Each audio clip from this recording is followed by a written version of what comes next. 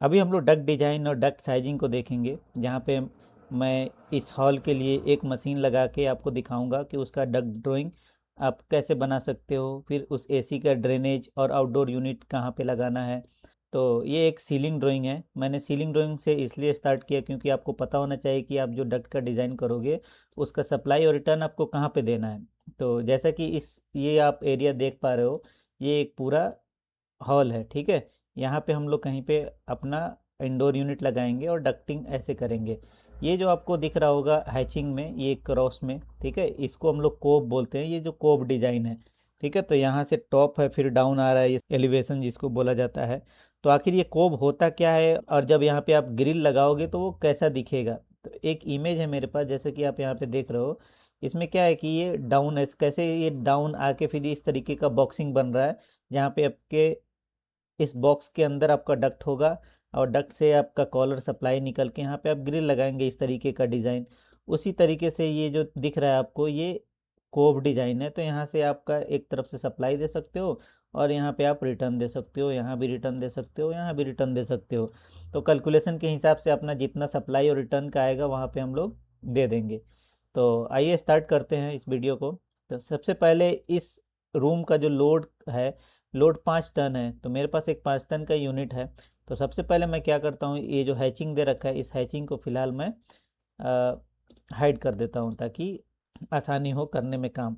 सिर्फ ये हम लोग येलो कलर का जो लाइन दिख रहा है ना, ये रखेंगे क्योंकि ये अपना बॉक्स का लाइन है और कोब का लाइन है। तो फिलहाल मैं क्या करता हूँ, इसको सिलेक्ट करके डिलीट कर देता हूँ, ठीक है, ताकि स्पेस अपना क्लियर हो डक्टिंग ड्राइंग करने के लिए।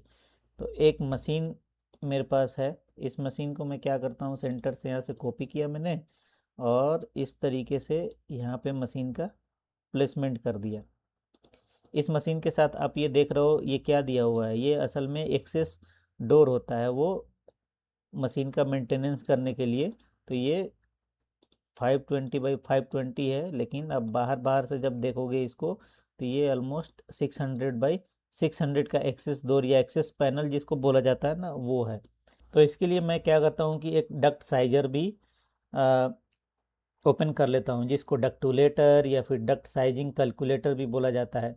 अब मान लो कि अपने पास एक मशीन है 5 टन का, तो 5 टन में कितना CFM होता है, 1 टन में 400 CFM होता है। तो वैसे ही 5 टन में कितना हो जाएगा, 500 गुना 400 कर देंगे, मल्टीप्लाई कर देंगे तो 2000 CFM होगा। और ये जो डक्ट हम लोग डिज़ाइन करने वाले हैं, वो डिज़ाइन करने वाले हैं हेड लॉस पे, जिसको फ्रिक्शन लॉस बोला जाता है। और वो हेड लॉस हम लोग लेंगे 0.08, ठीक है। तो अब इस डक्टुलेटर में आपको क्या करना है, जो मैकवे का होता है, तो यहाँ पे आके आपको सबसे पहले स्टैंडर्ड ये चूज़ करना है आपको कि आप 75 डिग्री फ़ारेनहाइट और 50% रिलेटिव ह्यूमिडिटी पे आप डिज़ाइन कर रहे हो इसको। और आपका यहाँ पे CFM कितना दिया हुआ है, मान लो कि अपना CFM 2000 था और हेड लॉस कितना था, मैंने बताया कि 0.08 हम लोग हेड लॉस लेंगे। तो इस हेड पे हमारा वेलोसिटी कितना आ रहा है, 1029 यानी 1030 FPM आ रहा है, ठीक है। अब यहाँ पे डक्ट साइज दिख रहा होगा, इंच में आपको डालने को बोलेगा कि इंच में कितना होगा डक्ट साइज। तो मान लो अब हम डक्ट जो डिज़ाइन करने वाले हैं, यहाँ पे जो सीलिंग का जो हाइट है वो बहुत कम है और हम मैक्सिमम मतलब 12 इंच का डक्ट हाइट ले सकते हैं। तो हम लोग क्या करेंगे, डक्टुलेटर में हाइट, क्योंकि हमें तो हाइट पता है, विड्थ पता नहीं है। अगर विड्थ पता होता तो हम लोग विड्थ डाल देते। तो एक डायमेंशन हमें पता है, मान 12 इंच, ठीक है। तो ये कितना आ गया, 26 इंच बाई 12 इंच का। तो आप क्या करोगे, यहाँ पे आप 26 इंच को, क्योंकि अपना ड्राइंग पूरा में है तो इसको में चेंज करना पड़ेगा। 26 को मल्टीप्लाई कर दोगे 25 से, 1 इंच बराबर होता है 25.4 mm। तो हम लोग 0.4 को अभी साइड में रखते हैं, हम 26 को 25 से ही मल्टीप्लाई करते हैं, क्योंकि मुझे पता है आप में से कुछ लोग फिर कमेंट करोगे कि 1 इंच बराबर 25.4 mm 25.4 mm होता है, वो मुझे पता है कमेंट आने वाला है, इसलिए मैंने पहले बता दिया। तो ये में कितना हो गया, 650 mm, और 12 को करोगे तो ये 300 आएगा, तो 650।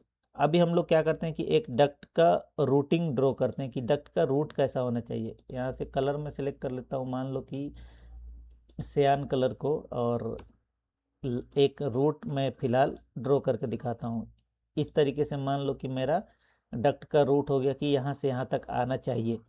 अब अपना डक्टिंग जो था विड्थ जो है 650 mm था, अगर डिवाइड कर दूं मैं तो कितना हो जाएगा 325। तो अगर मैं ऑफसेट लूँ, ऑफसेट में अगर 325 वैल्यू डाल के यहाँ से अगर यहाँ ऑफसेट कर दो, इस तरीके से ऑफसेट कर देंगे तो अपना एक डक्ट यहाँ से यहाँ तक 625 mm का बन के आ जाएगा, 650 mm का। और बीच वाले सेंटर लाइन को हम डिलीट कर देंगे।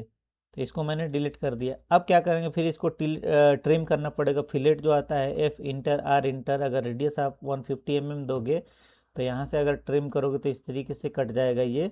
अब ऑफसेट मारो, अब कितना डक्ट का विड्थ था अपना 650 mm, तो 650 mm जैसे ऑफसेट मारोगे यहाँ से ये एक एल्बो बन के आ जाएगा। फिर इसको इस तरीके से ट्रिम कर दो और एल्बो के लिए यहाँ से इस तरीके से बना दो। अब रहा मशीन का माउथ कनेक्शन। तो आपको पता है कि एक यहाँ पे क्या बनेगा, रिड्यूसर बनेगा, मशीन का रिड्यूसर। तो वो रिड्यूसर का लेंथ जो होगा कितना होगा, आप मान लो हम लोग की 700-800 अगर रखने वाले हैं तो ज़्यादा हो जा रहा है, 500 यहाँ से यहाँ तक ये हो गया। और यहाँ से मैंने क्या किया, इस मशीन के माउथ से इस तरीके से कनेक्शन कर दिया यहाँ पे, और ये जो एडिशनल लाइन था इसको हम लोग कट कर दिए। तो आप देख रहे होगे कि यहाँ पे मशीन है, मशीन के बाद फ्लेक्सिबल कनेक्शन है इसके माउथ में, और फिर ये रिड्यूसर हो गया एक हमारा, और इस तरीके से फिर एक एल्बो हो गया। अब रहा बात की अब हमें सप्लाई देना है, तो 2000 CFM था। अब सप्लाई आप यहाँ पे भी दे सकते हो और इसको घुमा के यहाँ तक भी सप्लाई दे सकते हो, ठीक है। तो मैं क्या करता हूँ कि सिर्फ और सिर्फ यहाँ पे इस लाइन पे हम लोग सप्लाई देते हैं, और जो स्पेस बचेगा फिर हम लोग उसका रिटर्न का कैलकुलेशन करेंगे 1.5 टाइम्स, और फिर वो रिटर्न जहाँ जहाँ ग्रिल आएगा वहाँ पे हम लोग रिटर्न का ग्रिल लगा देंगे। तो अभी मैं स्टार्ट करता हूँ यहाँ से, ठीक है। मान लो कि 1 2 3 4 सप्लाई देना है मुझे 500 CFM का, ठीक है। अगर 2000 CFM है, अगर 5 कॉलर मुझे निकालना 4 कॉलर मुझे निकालना है, तो एक कॉलर का CFM कितना आएगा 500 CFM, ठीक है। और इसमें क्या होगा कि अब अपना जो डक्ट है यहाँ पे इसको हम लोग टेक्स्ट लिख लेते हैं, एक M टेक्स्ट लिखो, और डक्ट साइज यहाँ पे लिख दो कि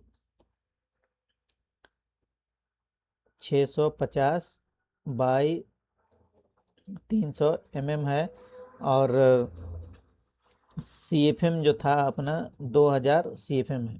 प्रेस कर देंगे इसको, आप चाहो तो थोड़ा और छोटा कर सकते हो, इसको 100 करके इस तरीके से एडजस्ट कर लेते हैं। नेक्स्ट हम लोग देखेंगे यहाँ से दूसरे वीडियो में, वहाँ पे डिटेल में फिर से साइजिंग दिखाया गया है।